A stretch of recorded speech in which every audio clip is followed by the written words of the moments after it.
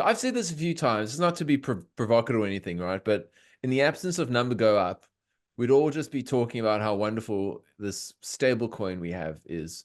And that's just not as exciting in reality. And I look at people also who talk about, oh, I'm not selling. And I understand like the inclination to not want to sell. And they might think of, I'll borrow against it in the future, much like I can borrow against a house. But I suspect that those kind of solutions might take some time.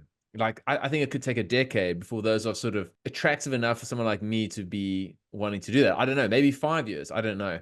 Is there any sense over the next couple years, let's say in this next cycle, of taking some chips off the table and living life a bit, like, and not just being sort of a rabid accumulator and saying, maybe I'll do something. Like, I know what one will look back in time and go inevitably, oh, there's balloons coming up. But I just did that to put my hand up, but it was, yeah. Yeah, do you know what I mean? Like, I don't know. So okay, I'm on the fence. I'm going to make 2 points really quickly. So when I first started, thank you to hats, I had always thought I'm going to get to a certain point in my stack, and I will, if it goes, to the moon or whatever, I will pay off my mortgage. And then over time, it's just like, well, it's got to get to this amount before I'll pay off my mortgage. And you know what I mean? And then it's like, oh, well, maybe I got to get to this before I'll pay off my mortgage. And that's kind of continuing on. The other point that I'll make is maybe 6 weeks ago, I used the Bitcoin company, which is an amazing app, to purchase a couple of JB Hi-Fi vouchers to buy a laptop that we're using right now. I paid $1,600 for it, and immediately the price ran. So now this laptop is worth about $2,500. So That's upsetting.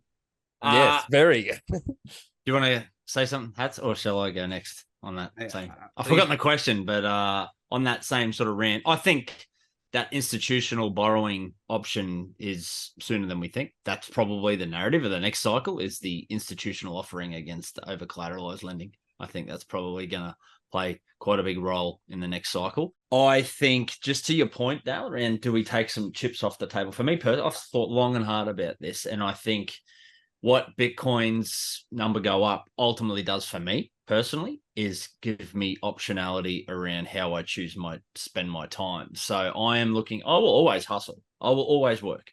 I'm not ever going to retire. I'm never going to stop working. I will always do gigs. I'll always hustle. I'll always have something. That's just how I'm wired. I just like being in and amongst shit and creating value and earning, spending, earning purchasing power. But what I think number go up does for me within the next cycle, it's just give me optionality. So it's maybe that I don't do the 10-day, the fiat slave mine anymore. Maybe I do the 9-day or the 8-day option, because I do have those options available to me. Maybe it is, I've already decided I'm going to take 12 months with the little fam bam in and around Australia at the end of the year. 6 months of that. Is that official? Definitely happening. 6 months of it's going to be me not working, and then the other 6 months will be me working on the road, which I've got some options. But do you know what I mean? Like, that's what my mentality starts to shift now around my purchasing power. So I don't have to hustle and earn the X amount of dollars that I do in fiat terms now if, we do experience a 5X or something. So it's my mentality towards stack and sats that's going to shift. It'll probably be towards not stacking as much and then leveraging off that purchasing power and just knowing that shit sorted. So the fiat can I just ask you practically? So let's say you're going to take your 6-month trip, and dude, I've got an idea that we're working on a dreamy idea. It's not that different to yours, but I'm wondering now, are you going to have to sell a little bit of Bitcoin and at this same time continue earning, or are you just going to go, hey, we're going to scale back our lifestyle big time. We're going to try and hack a cost-effective lifestyle, and then I'm not going to stack for like a year, but that's okay. Like, I don't care.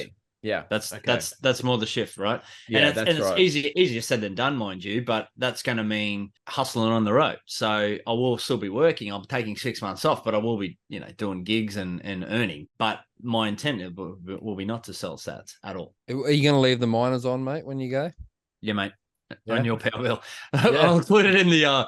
I'll rent this place out that I'm living in now, and I'll just say I'll keep the shed going, keep the miners on in the shed, and then just not tell the people tendency that they're paying for the electricity bill. Why is that bill so high? It must be due to the hot water system.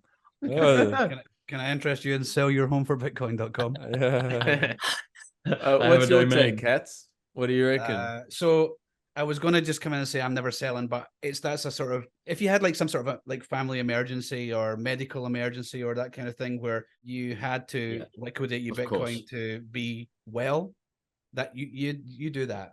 Definitely. There's nothing more important. So so we can all say that we're never selling, but you should sell if you had to. But that said, if I can avoid that, and if I'm, hopefully those things don't happen to any of us, I think spending is the way. So I'll still be an accumulator in a sense that I'll still be buying Bitcoin on my DCA, but I'll start to spend more.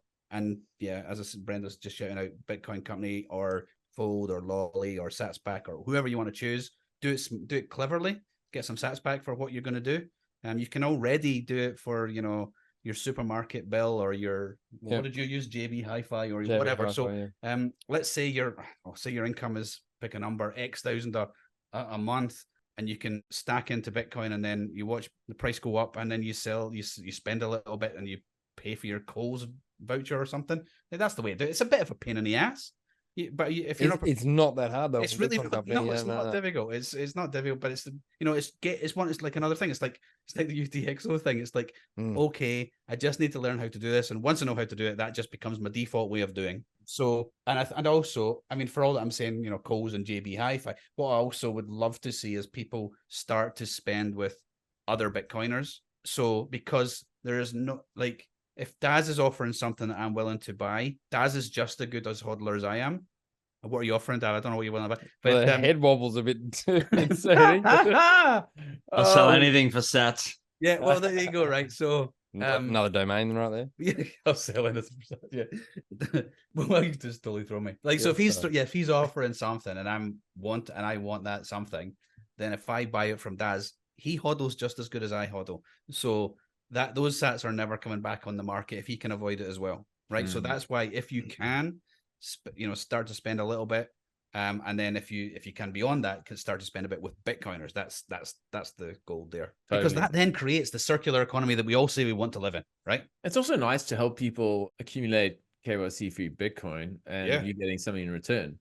Like totally. I've got a when I talk about a supplier, I've got a honey supplier here in Brizzy. He caters to the Warburton's honey needs, and I go, honey, like nobody's business.